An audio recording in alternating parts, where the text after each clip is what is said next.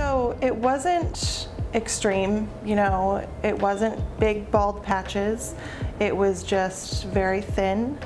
And I used over-the-counter products to try to mask it, to cover up my scalp, basically. But I kind of lived in fear of rain, wind, you know, stuff like that. I was obsessed with it. I was completely obsessed. It took over my life. Just worrying about, oh, somebody's looking up at my scalp. Oh, you know, I knew something had to happen. And I had heard commercials for, you know, hair loss solutions and stuff. And I decided I needed to change something. So I went in and I talked to Agnes, and she explained the whole process to me. And I was still really nervous. I was nervous that, you know, with such an extreme change, people would be like, oh my gosh. But they weren't, and they would just kind of, oh, your hair looks great. Did you do something, you know?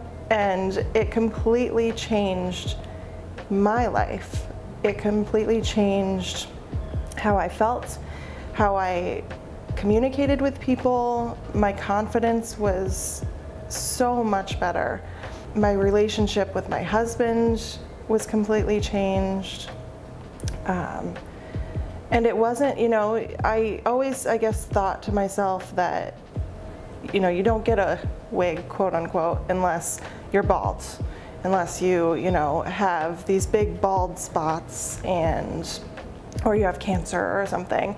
I never really realized that something like this was out there for people who were just unhappy with their hair, that didn't have an extreme condition, but just didn't like the way that they looked. I experimented with a few different things as far as attachments, and I decided that I wanted to be cut in, which is just my preference.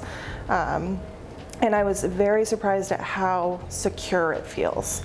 You know, I can swim with it. I went on vacation and I swam in the ocean, and it was completely fine. I mean, I honestly hadn't been swimming in years and years just because I didn't want my hair to get wet.